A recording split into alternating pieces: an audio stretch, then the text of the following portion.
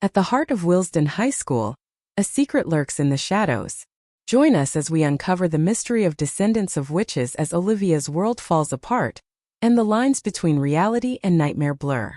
What is real and what is the work of evil? Let's find out. Here is Descendants of Witches Episode 3. Thank you for your likes and subscriptions. Hope to see your comments in the comment section. 1. 8 Carter September 5, 1946 After school. Carter and Yuta walked into the changing rooms outside the swimming pool. They were getting ready for their second swim meet of the new school year. Yesterday was their first official practice, and Carter noted that Yuta was an excellent swimmer. There were some things that the new kid still needed to improve on, so Carter was planning on working on it today. So, Carter began, pulling his shirt over his head. Yuta stood next to him, taking off his bag and placing it on the bench in front of them. Today I was thinking of working on your backstroke since you seem to be having trouble, Carter explained, pulling his gray sweatpants down to reveal his black swim shorts underneath. Yuta nodded his head, his black eyes wide. Okay. But I hope I'm not slowing the team down, he said, his eyes filled with worry. As he spoke, Carter watched him take off his black shirt, to reveal his ghostly pale skin that was etched with the silk of white rose petals. Carter widened his gray eyes and turned to face the other way, a slight blush appearing on his cheek. His heart churned as outlandish emotions flooded his heart. Carter gulped as he began to form a response, trying his best to appear as nonchalant as possible. No. You're not slowing the team down, Carter replied, stuttering as his heart raced. Carter was glad that Yuta seemed to be oblivious to this sort of thing. I'm relieved, Yuta said, pulling down his black trousers to reveal his black swim shorts. Carter gulped, his heart beating loudly in his chest. What the hell? He frenziedly thought to himself, furrowing his eyebrows in confusion. Why am I like this? Why am I so weird? Carter inhaled deeply and shook his head, controlling his nerves. Let's go, he declared to Yuta and the other boys in the locker room. Once they arrived outside, Carter assigned the team of 11 boys a set of drills to follow. They all lined up at the edge of the pool, and jumped in beginning their drills. Carter instructed each one of them what to do, and what they needed to improve on in time for the annual regional swim competition. Carter walked around the edge of the pool, blowing his whistle like he owned the place. Carter, as a general rule, hid his emotions. He figured they were intel he'd rather not hand over, and so at all times his face was stoic and serious. Carter was also quite the authoritarian. He follows the book and plays by the rules, making sure everyone does their part properly. He is considered a great captain by his teammates and the staff supervisor. However, the rest of the school doesn't think that. The rest of the school doesn't even think much about the swim team in general, to be completely honest. They'd much rather watch the football boys over some wimpy kids swimming in a terrible pool. That angered Carter. What's the big difference anyway? He would say to himself. They're both simply school sports. However, at Willesden it seemed sports meant a lot, at least according to the couple hundred students that played competitively. Suddenly, Yuta waved to him from the pool. Come in, Carter. He giddily exclaimed, his goggles perched on top of his head. Once you're finished blowing that whistle, of course, Yuta remarked. A teasing smirk spread across his face. Carter rolled his eyes and scanned the checklist clipped onto the clipboard in his hand. Well, everyone's prepared and doing their drills.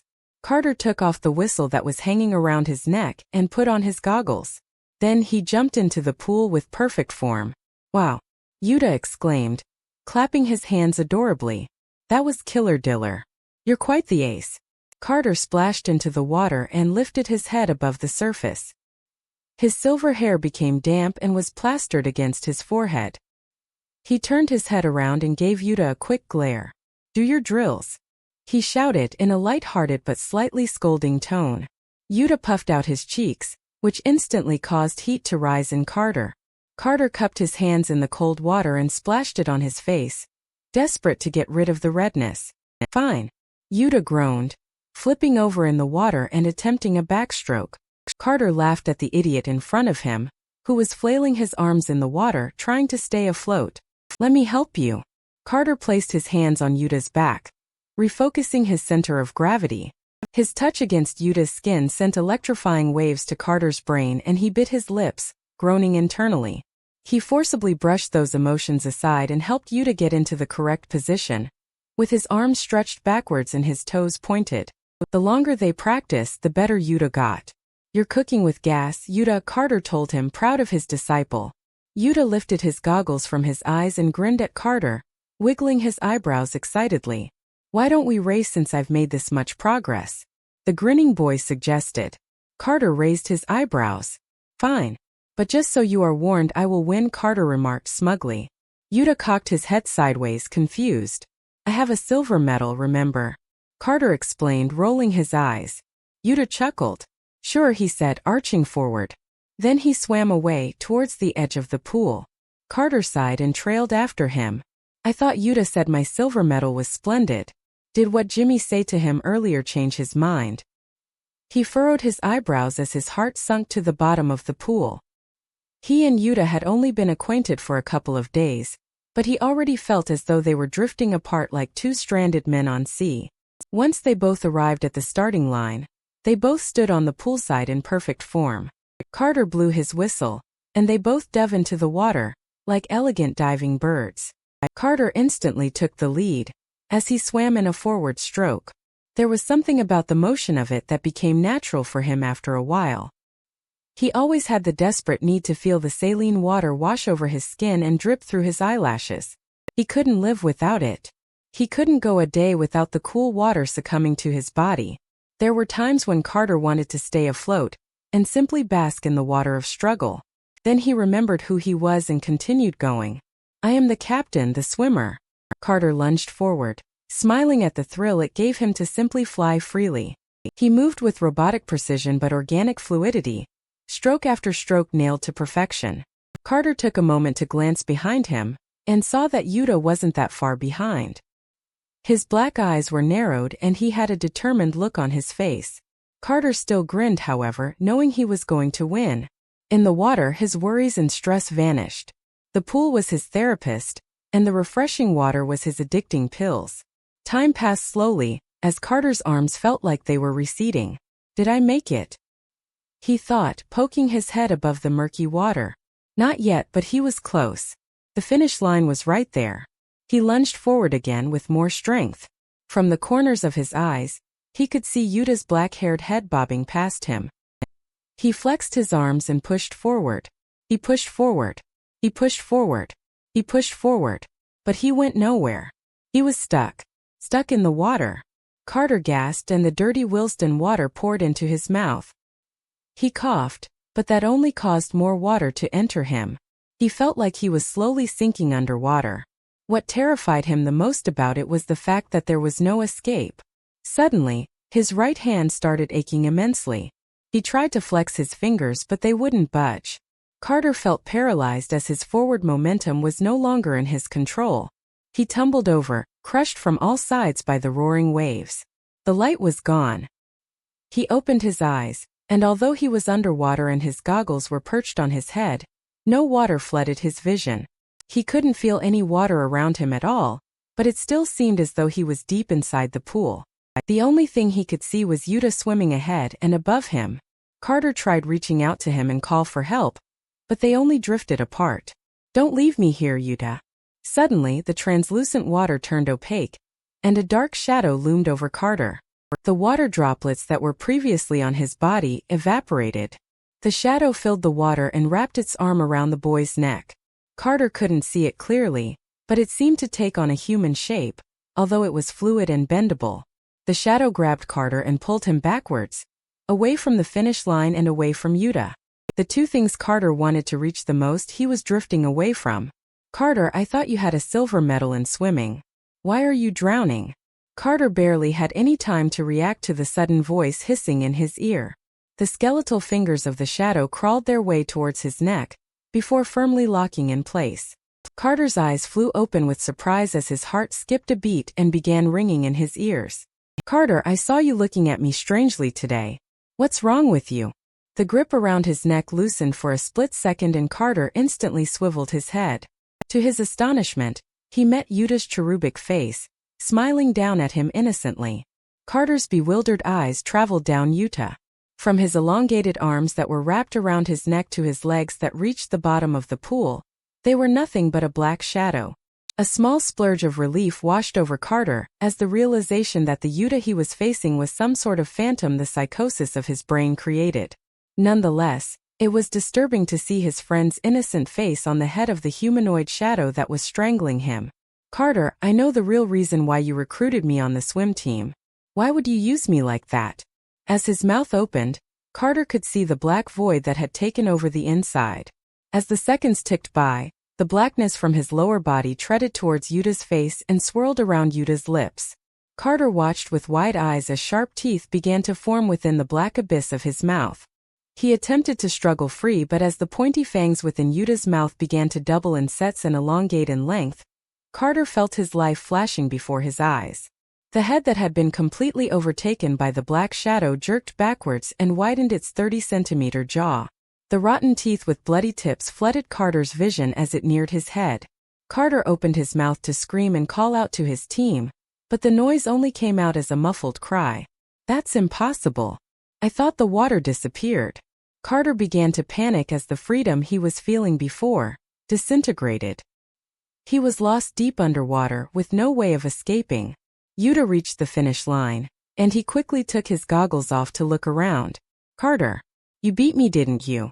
Yuta asked out loud, a happy look on his face. He was excited to simply be racing and practicing alongside Carter. Little things like this always made him happy, especially since his life is far from content. Carter, Yuta asked again, his hands clutching the railing on the side of the pool. He was still inside the water and looked around the area for Carter. All he could see was the other boys swimming on the other side of the pool, and the teacher who was supposed to be supervising them sitting on a beach chair, relaxing. Yuta looked behind him. The water was eerily still, but looked and felt normal. Nobody was behind him and nobody was in front of him. Yuta took a closer look at the water and noticed that it was slightly dirty. I haven't noticed that before. After a moment's thought, it made sense as to why the water was more greenish looking than blue. The school building was quite rusty looking and in need of reparations. Plus, the area around the pool was gray and old too. However, Yuta began feeling unsure. If Carter beat me, he would be in front of me. If I beat Carter, he would still be behind me. Or at least has caught up to me by now. Yuta bit his lip and began swimming backwards, towards where he came from.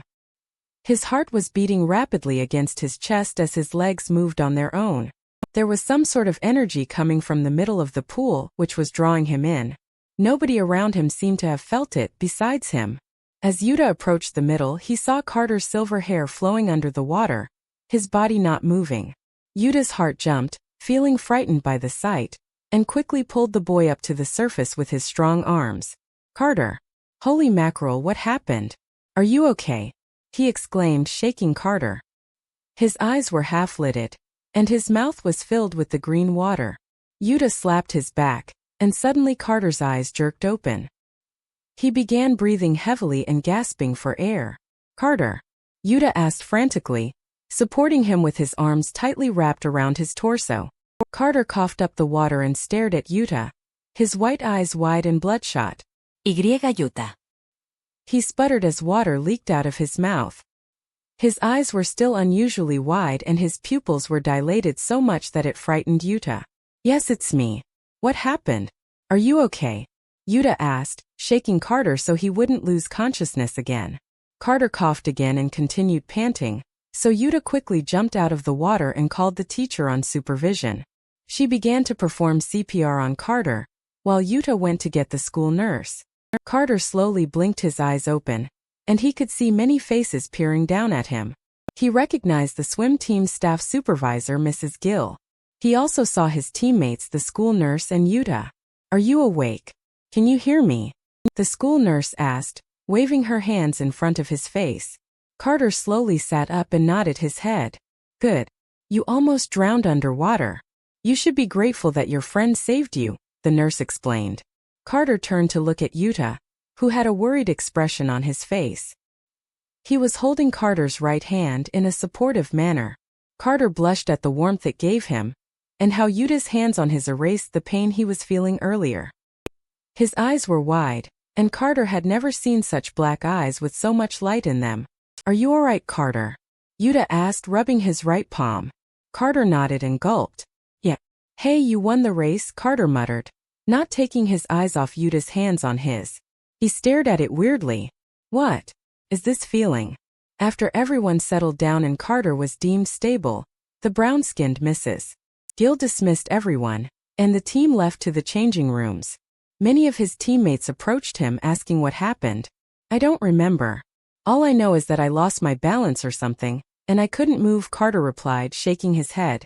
Brian raised his eyebrows. Are you sure that's what happened? Carter nodded his head, looking up at him. I don't know, Captain. It's just so unlike you, Brian continued, shrugging.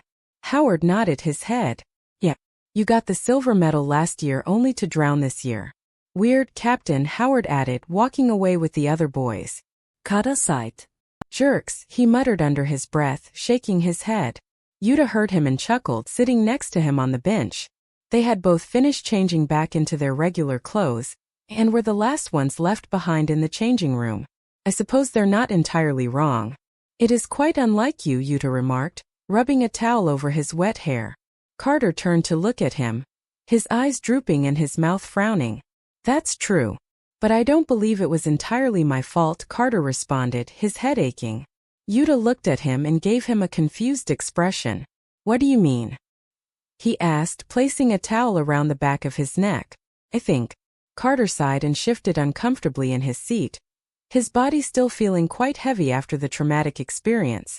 I think there's something wrong with me, he said, wanting to lift the heavy burden he'd been carrying for a couple of days off his shoulders. Yuta furrowed his eyebrows and shook his head. There's nothing wrong with you, he exclaimed with wide eyes. As much as Carter was glad that perhaps he and Yuta weren't drifting apart as he thought, he shook his head, unable to feel happy about it. No, it's just that. Ever since the first day of school, I've been feeling peculiar. Remember when I was trying to open the doorknob of this change room? Yuta pondered for a moment, recalling the memory. Oh, I remember that. It was jammed or something, he replied, shrugging. What does that have to do with this, though? Carter bit his lip, and hesitantly outstretched his right palm to show Yuta. After I let go of the knob, this symbol appeared on my palm. Yuta squinted at the symbol on his palm. Then he looked up at Carter and raised his eyebrows. Did you draw this or something? If you did, it's quite gas if I ignore the strange choice of shape, he remarked, smiling. What? This is not a joke, I can show you. I tried washing it off but it wouldn't erase. Plus, I have no memory whatsoever of drawing it on. Just appeared. Okay. Relax, Carter, Yuta said, placing his hand on Carter's shoulder. Do you know what this symbol means? Carter shook his head. Ever since this appeared on my hand, it began aching a lot. Then, at the pool, it began hurting when I was drowning. But here's the cockeyed thing, Yuta. I don't think I was drowning because I know how to swim. I was suddenly underwater and couldn't move. Then a dark shadow appeared and pulled me by the neck. I think that happened because of this symbol, Carter explained, his heart rushing as he frantically recalled the memories. Also, every time you touch me, the peculiar delusions I'm experiencing vanish. When you grabbed the doorknob because my hand was clamped on it, suddenly the illusions disappeared. When you picked me up as I was drowning, the shadow disappeared, Carter said, clenching his hands. He knew there was some deeper meaning to this, he just didn't know what. Yuta looked at Carter like he was crazy. Slow down, Carter. Are you sure you're not just making this up? Yuta asked, unable to believe him. Cut aside. I'm serious, Yuta. You just don't believe me because it's not happening to you, he remarked, his eyes wide and serious. Well, I won't lie, that's true. It's hard to believe something like that. But just so you know, I don't think you're lying, Yuta said, shrugging. Why don't you get some rest? If anything weird happens again, let me know. Maybe go to a shrink, he suggested, patting Carter's back reassuringly. Carter shook his head grudgingly. I don't need a shrink. As they walked out of the school building, Carter still couldn't get rid of the thought that something abnormal was going on. It could be just occurring to him, but he knew for a fact that he is not crazy. He stared at the triangular symbol on his hand. What the hell does this symbol mean? And why isn't it going away? 1.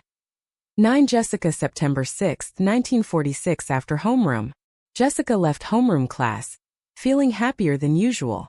The fact that Olivia was next to her talking about her boy problems like usual didn't bother Jessica today. Jessica was lost in her own world, her heart fluttering as her mind flashed back to the conversation she had with Yuta yesterday and today. If the new kid can stand up to her, so can I, Jessica thought to herself as she glanced over her shoulder. A couple of feet behind her stood the dark-haired boy. His bangs covered his eyes, but when one gets the chance to see them up close, they're mysteriously enchanting. I know I'm like a dilly and swanky, so why can't he make time for a date with me? Like the last time we hung out was last week at that super expensive Italian restaurant, Olivia continued, as she and the entire squad walked down the busy hallway. It's been ages since then. A Twitter page says girl like myself needs some well-deserved honey coolers from her dreamy boyfriend. It's written in the books. While Olivia was talking, Jessica was wondering whether she should just leave Olivia's side and go talk to Yuta. She twiddled her fingers, slightly nervous. How will she react if she realizes I'm not beside her? Suddenly, a slight throb came from her right palm. At that moment, she instantly realized that it didn't matter what Olivia thought. A burst of independence flooded through her veins as she stopped in her tracks. Olivia walked ahead, still talking and not noticing that her usual companion was not by her side. Jessica breathed in deeply and turned around, passing the rushing students heading the other way. Jessica approached Yuta and looked up at him, her blue eyes wide and beaming. She muttered, realizing how awkward the situation was. The sudden impulse of independence she was feeling quickly disappeared. She realized that the conversation they had the other day was most likely a one-time thing. There was a boy standing next to Yuta, who looked like the stark opposite of him. Whitish hair, light gray eyes, and he wore a white shirt and dress pants, compared to Yuta's black attire. The two tall boys looked down at her, waiting for her to explain herself. Jessica had never been in a situation like this. What am I doing talking to two nobodies? Jessica could feel the stares from around the hallway. Hi-de-ho, she simply said, gulping with embarrassment. Yuta gave her a pleasant smile and nod. Hey, he greeted politely. Jessica realized she didn't properly prepare for this moment. What was I thinking? There's a reason why Olivia's squad is so hard to leave. It's cozy. Jessica gulped as her heart raced. Would you like to have lunch with me? Jessica asked, reaching the words from the top of her head. She clasped her hands together to hide the sweat that was forming. Before Yuta could answer, the boy next to him interjected. I don't trust Olivia's squad. Are you sure this isn't just a prank to embarrass the grotty new kid in front of the entire school? The white-haired boy asked, his voice stern and serious. Jessica had never felt so vulnerable before, but it's not like she was extremely confident to begin with. Perhaps it's because Olivia isn't by my side. As much as she wished that wasn't true, Jessica realized that her mean girl personality always shines when she's with Olivia. Jessica had to suddenly admit to herself that with Olivia, she was confident enough to hate her, but without her she was lost. And no, Jessica answered sheepishly. She simply wanted to get to know the mysterious new kid better. How was he able to talk back at Olivia like that? Could he help her break ties with Olivia? And why did talking to him make her feel so happy? For the first time, Jessica felt like herself around Yuta. He didn't know anything about her, so she could be anything she wanted without any judgment or prior knowledge of who she was. I simply sure, Yuta agreed, shrugging. Let's hang, he said, giving her a smile. Jessica returned the smile and sighed with relief. Suddenly, a high-pitched voice interrupted them from behind. Jess, what are you doing with them? Olivia asked snottily, tapping Jessica's shoulder. Jessica looked over her shoulder and her heart instantly dropped. She blinked, not knowing what to say, and trembled as she looked into Olivia's confused eyes. She wanted to cut ties with her, but it was so difficult. Olivia had been her best friend for years, and although she was extremely annoying, Jessica didn't want to hurt her.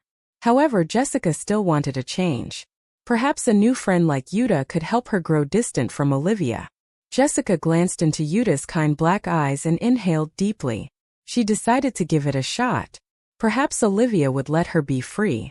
I was just inviting the new kid and his friend to eat lunch with us, Jessica stated honestly. Olivia suddenly burst into laughter. Oh dear. Olivia shouted, chuckling. Why, this is the funniest joke you've ever said, Jess. Olivia exclaimed, pulling her into a big hug. Jessica sighed and rolled her eyes. Why did I even think for a second there was a chance? Olivia, Yuta suddenly asked. He was staring at Olivia's hands, which were resting around Jessica's shoulder, facing upwards. The two girls looked up at the boy, who was staring at Olivia's arm, his eyes narrow with confusion. Olivia dropped her jaw as her eyes widened. "How dare you interrupt me?" she gasped, placing her hands on her hip. Yuta shook his head. "I apologize. It's just that." He grabbed Olivia's right hand that was resting on her hip and brought it closer to him. Jessica swallowed the lump in her throat, already imagining how Olivia was going to react to Yuta breaking her no-touching rule. However, before she could react, Yuta continued speaking. "Carter, look." "Her right palm," he said, glancing towards the silver-haired boy beside him. "What the hell?" Olivia screamed, tugging her arm backwards and trying to release it from Yuta's grip. "He just continues to break one rule after another." Jessica couldn't help but think, a small smile forming on her face. Carter leaned forward and glimpsed Olivia's palm before she successfully pulled it away. His eyes widened and he quickly exchanged a shocked glance with Yuta. "No way," he whispered as he rubbed his own hand. Yuta swiftly turned to look at Jessica. "Do you have it too?" he asked, his eyes wide with some sort of realization. Jessica tilted her head, confused. "Have what?" Jessica asked, crossing her arms. She was wondering why Yuta had suddenly pulled Olivia's hand to inspect it. What could possibly be on her hand? "This mark," Carter answered, showing her his right palm. Jessica looked down at the boy's outstretched palm, and her heart skipped a beat. Strangely, at that moment, Jessica abruptly realized that all the students that were rushing down the hallway had left, and now the gray corridors of Willesden were empty and eerily quiet. They were the only ones who remained, stranded in the middle. "I just noticed Olivia's hand right now, and realized that it was the same as Carter's," Yuta explained, looking at both of the girls with a concerned expression. "Do you have it, Jessica?" Olivia stepped forward to get a closer look at Carter's outstretched hands, and her eyes widened as she noticed the similarity between the mark on his hand and the unusual symbol that showed up on hers. "Oh," she spoke in a quiet voice, one that Jessica had never heard before. Jessica hesitated as her entire body trembled. She brought her hands close to her chest, afraid to open up. Her heart hammered rapidly as she glanced up and looked into Yuta's unusually calm eyes, and bit her lip. Jessica slowly unwrapped the bandages she had placed over her right hand to hide the mark that had suddenly shown up the other day. "Yes," she said, showing the group the triangle on her hand that had a line crossed through it. The four of them stared at each other, speechless. "This is the only time I will ever let anyone outside my squad to ever sit at my table," Olivia brazenly declared, slamming her pink purse on the wooden table. She plopped down to the left of Jessica, haughtily. Jessica was sipping a pink smoothie she bought from the cafeteria, and she rolled her eyes at Yuta, who was sitting in front of her. Yuta chuckled under his breath and shook his head, understanding what she meant. Carter sat across from Olivia, and to the left of Yuta. "I agree," he gruffly said as he crossed his arms. "I'm never sitting next to you dames after this," Carter added, referring to Olivia and Jessica. His eyes were narrow and stern as they gazed at the girls, like a military soldier. Olivia huffed in response. A couple of minutes before, she rudely dismissed the other members of her squad from their usual spot in the cafeteria. Now only this unlikely group of people remained. Olivia, Jessica, Yuta, and Carter all sat around their table, each of them acting awkward in their own way. By no means were any of them officially friends, but after a sudden realization, they had no choice but to talk and clear things up. They found out after homeroom, so Jessica had to wait a couple of classes before they could all talk about it during lunch. Throughout her morning classes, all she could think about was the symbol on her hand. It began throbbing afterwards, so Jessica placed her cold water bottle over it to soothe the pain. Questions began to arise as she thought more deeply about it, and she hoped that the boys would somehow know the answers. What exactly was this mark? Why and how did it appear on their hands? Is it something they should be concerned about? Questions like these flooded her mind. However, what shocked Jessica the most was the fact that Olivia had it too. Olivia began acting unlike herself after the revelation. It was as if she had revealed some fragile part of herself. Although Jessica couldn't blame her, she felt the same way, and the whole thing made her feel uneasy in general. There was a moment of awkward silence between the four, none of them knowing what to say. They stared at each other, waiting for the other to break the ice. Jessica sighed. I have a question, Jessica started, straightening her back and placing her cup down on the table. To be frank, I have many questions. First of all, do any of you know what exactly this symbol is? She asked, peering at the boys for an answer. They both shook their heads anticlimactically. Don't know, Carter replied, shrugging. Jessica's heart sunk, realizing that uncovering this mystery was not going to be easy. Ugh, you're useless, Olivia groaned, rolling her eyes. Then, Olivia began to rustle through her purse and reapplied her pink lipstick, signaling to Jessica that she was already bored. There's one thing I noticed, Yuta said, grabbing Carter's hand.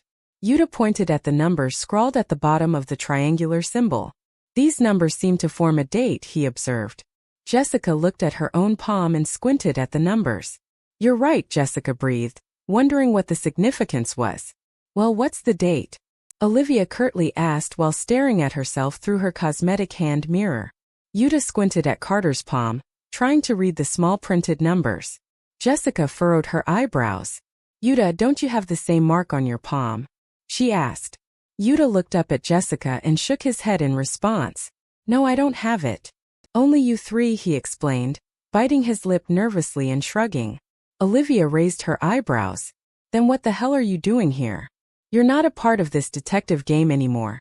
Olivia remarked impudently as she puckered her glossy lips towards the mirror. Jessica looked at Olivia and then glanced towards Yuta. No, Olivia, Jessica said abruptly, trying her best to steady her voice and nerves. Olivia stopped staring at herself through her mirror and turned towards Jessica, her eyes wide. Yuta is a part of this too, she continued, not daring to look at Olivia's face. Instead, she stared at the boy in front of her, who gave her a reassuring look that encouraged her to move forward. Before Olivia could say anything back, Carter cut in. I was the one who told him about my mark, and he was the one who realized we all had the same mark. It's because of him this started, so he stays, Carter stated sternly, his arms crossed. Never before had Jessica seen Olivia this cornered. Jessica never realized that there were other people besides the girls in her squad that disliked Olivia, but it made sense once she thought about it. The constant bragging about her wealth, the sassy attitude, and the god complex were all rather irritating. Olivia didn't say anything in response. She just shut her hand mirror and silently stared at the group, giving them her undivided attention.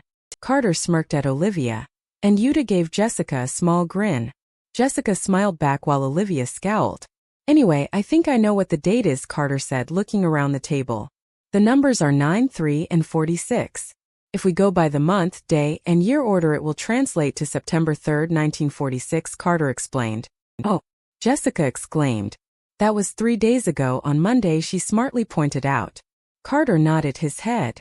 The first day of school. Although we can't be completely sure that's the reason it appeared. Could be anything. Yuta rested his elbows on the table and placed his hands over his cheeks. Well, what other significant thing happened that day? He pondered out loud. Jessica looked down at her food and thought back to the first day of school. She remembered that it was the day Olivia told the squad to wear matching pink outfits. The pink fluffy crop top Jessica chose to wear was itching her the whole day, and it would not leave her head. That is, until the weird dream she had later that night. It was at the same time as now lunch. She told Olivia she was going to the powder room, but truthfully it was to get away from Olivia and Josh's snooze fest. Once she arrived in the washroom, she encountered a little girl. She was disembodied and blurry. Her face was droopy and her makeup was ruined. Jessica blinked. It was weird how she remembered so much of that dream. Thinking back on it a couple of days later, it felt strangely real. That can't be possible, Jessica thought. A disembodied girl is something I would see in a horror movie, not in the girls' powder room at my school. Then Jessica realized that it must be real. If she thought she had that dream at night, then why would she tell Ronald about it straight after school? Well, did you guys happen to see a little girl? On the first day, Jessica asked hesitantly. Everyone shook their head. What do you mean? Yuta asked skeptically. What does a little girl have to do with this? I don't know, Jessica said, fumbling with her words. It was hard enough telling Ronald, now she had to tell Yuta, Carter, and Olivia. She wondered if Yuta would think she was cockeyed. She knew Olivia would. Jessica gulped and decided to take a leap for it. If she could say no to Olivia a couple of minutes ago, she could say anything. I remember that on the first day of school I saw a little girl in the washroom, but she was a demon. I don't know how to describe it. She was clearly not human, because her entire body was droopy and looked like it was spilling, Jessica explained. Olivia gagged. EW. What kind of crazy hallucination is that? Carter's eyes widened with sudden alertness. No, wait. Did you say the thing you saw was like a demon? Carter asked, prying into Jessica for more information. Jessica nodded her head. Sort of. I remember it touching me and it felt plenty real. It wasn't a hallucination, I'm sure, she said, taking a jab at Olivia. Carter sighed as his thoughts flooded his eyes. This may be unrelated, but I saw something on that day too. Or rather, I felt something. Carter spoke, looking up. I told Yuta this, but that day I was in the locker rooms for our swim meet, and the doorknob just wouldn't turn. My right hand was truly stuck to the knob. Then I felt like I was going farther and farther away as everything around me grew darker.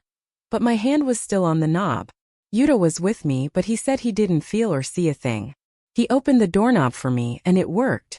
Then I was suddenly out of the trance. Afterwards, I noticed the symbol on my hand, he explained. Jessica huffed. I noticed the symbol on my hand too later that day. By the way, I told Ronald about it the next day after school. I simply didn't know who else to tell, because it was on my mind the entire day. But for some reason, today I totally forgot about it, Jessica added. Who is Ronald, if I may ask? Yuta asked, looking at Jessica for an answer. Before Jessica could reply, Olivia answered for her. Her boyfriend, why duh. Olivia explained, rolling her eyes. Ronald is the second most popular guy in this school.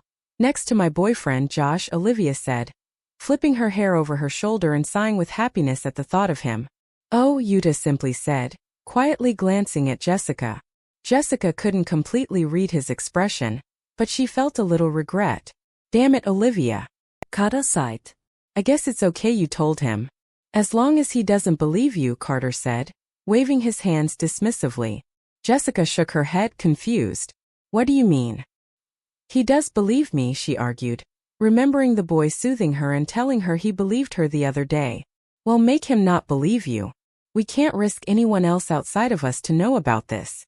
What if it turns out we're all just lunatics? Frankly, my parents would disown me if they found out, Carter answered sternly.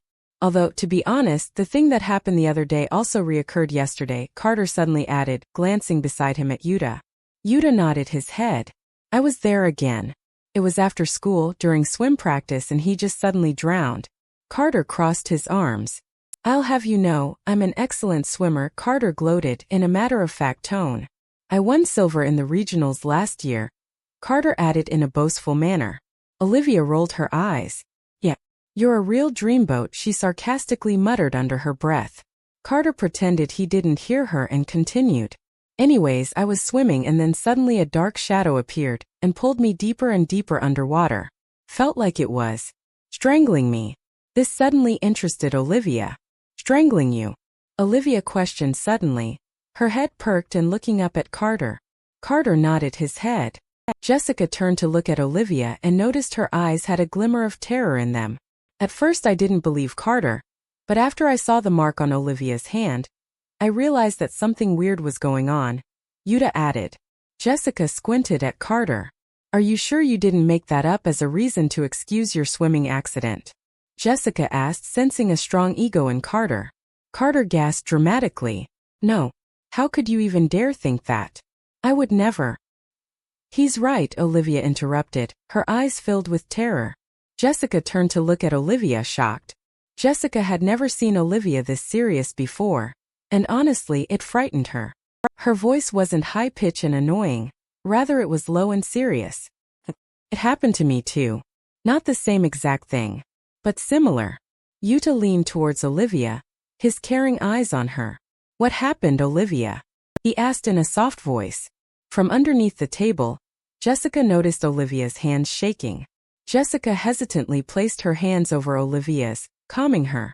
It was at this moment Jessica realized that this mystery they were trying to solve wasn't a game anymore, since Olivia seemed to be genuinely terrified. Jessica realized she should put her personal grudges aside, for now at least.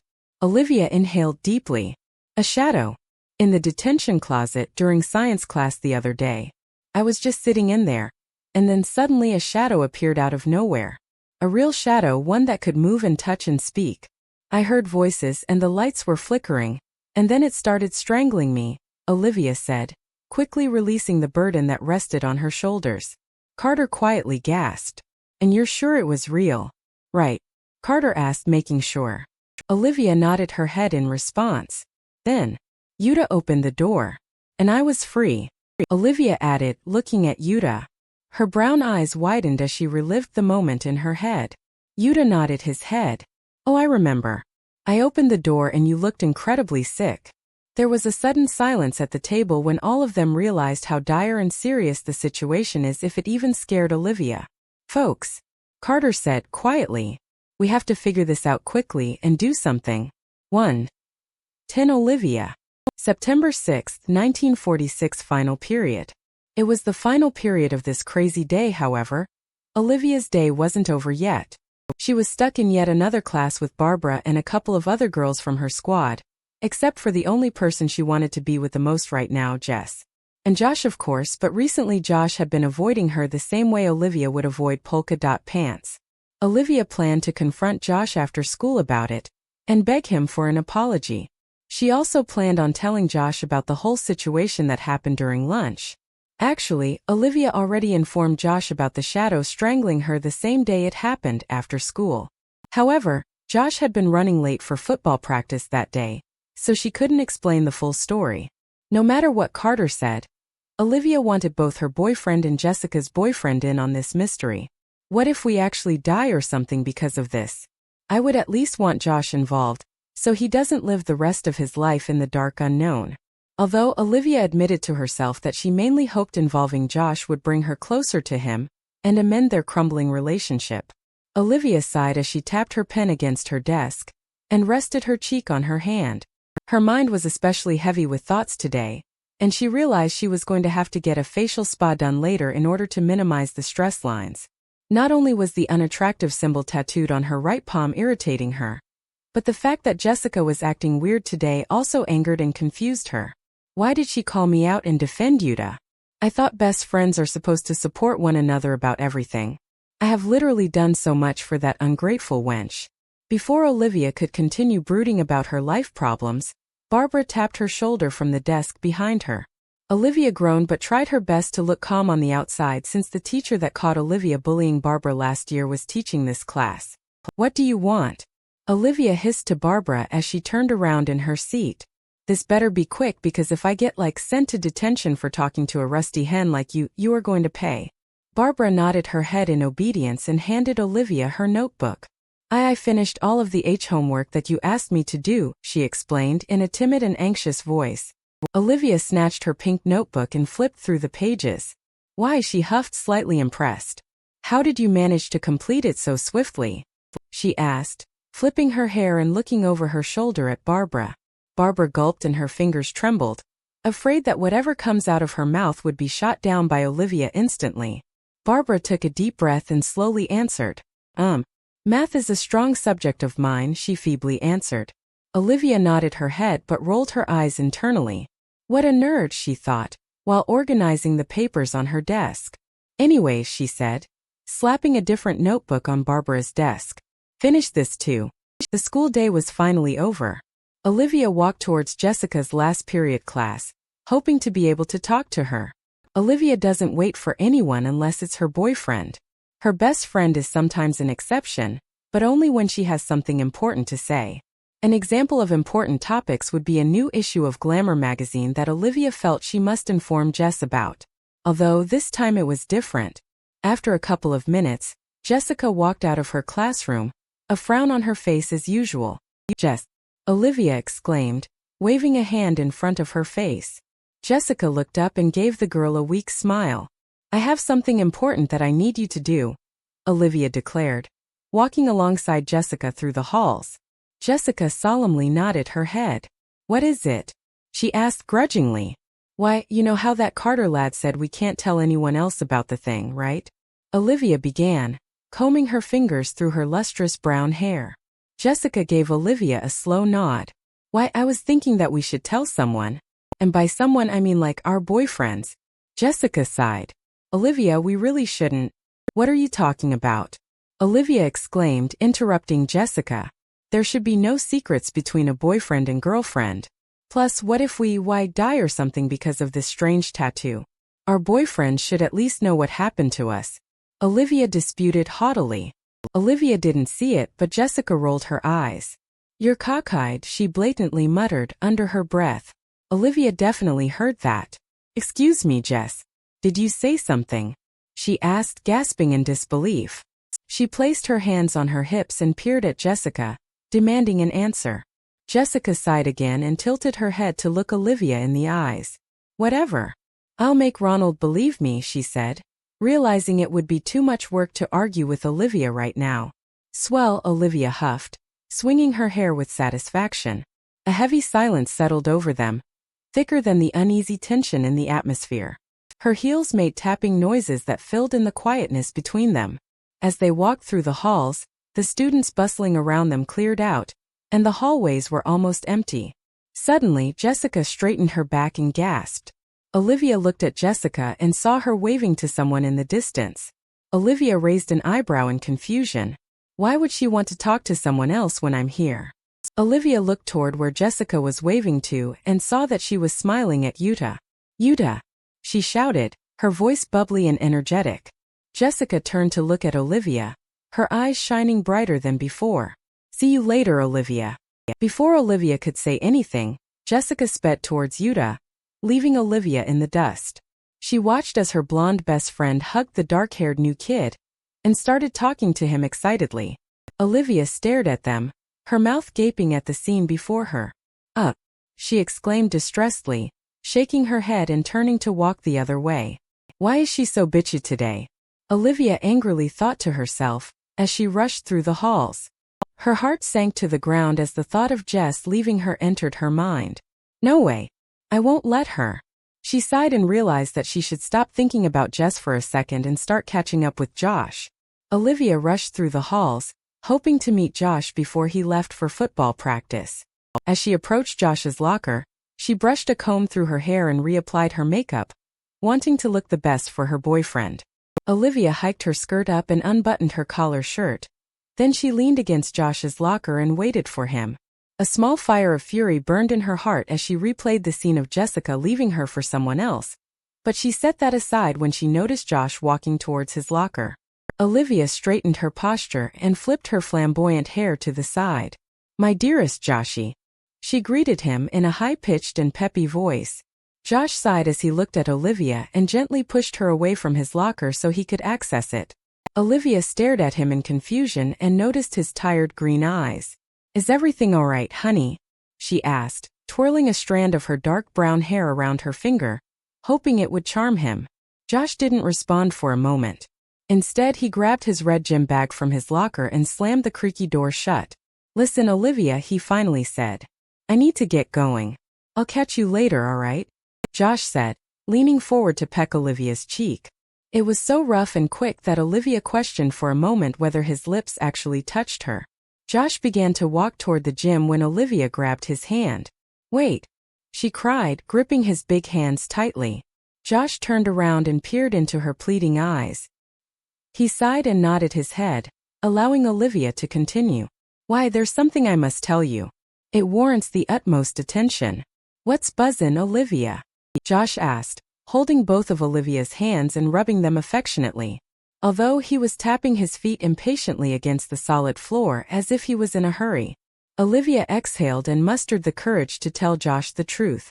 Why, remember how I told you about that shadow strangling me when I was in the detention closet 2 days ago? Olivia questioned.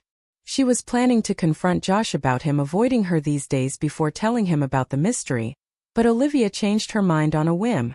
Perhaps if she got Josh involved in this mystery, they would grow closer naturally, and there would be no need for a painfully long discussion. Josh furrowed his brown eyebrows in deep thought and shook his head after a second. I don't remember you telling me that, he blatantly stated. Olivia groaned. Are you kidding, Josh? I specifically remember informing you that the day it happened. Mayhaps you were not listening. She scolded, her voice rising. Why is everyone forgetting about me today? Josh tilted his head skyward and rolled his eyes. I'm going to be late again because of you, so if you would please hurry up, that would be greatly appreciated, Josh said, sighing. Olivia bit her lip and decided to yell at him later. All right. I just wanted to say that 2 days ago a real shadow strangled me. Olivia began to explain. That's great, Olivia. I'm glad to hear that you're still experiencing delusions, Josh said sarcastically as he let go of her hands. You should really go see a doctor. I'm not finished yet, Olivia shouted, staring into Josh's eyes with genuine seriousness. Josh's eyes widened as he stared at her, shocked at her sudden serious tone. Olivia sighed, glad that Josh was finally awake and listening to her. After that thing happened, a mark appeared on my right palm, she explained, lifting her hand to show Josh the mark. She waited for Josh to respond with disbelief, but to her surprise he didn't. Josh grabbed her hand and pulled it closer to his eyes. He squinted at it and rubbed it with his thumbs, making sure it was real. Olivia, he whispered, his green eyes wide with terror and his body suddenly trembled. You have it too. Olivia grudgingly walked into her huge mansion. The usually white modern walls looked gray and bleak today, and the inside of her house was darkly lit. It matched the way she was currently feeling. Anxious, gloomy, and exhausted. I'm home, Olivia weakly shouted, hoping for a response from her father. There was no response. Olivia noticed that the house was strangely quiet, and the high ceiling Olivia once loved felt like they were looming over her today. Olivia sighed and ripped off her pink heels.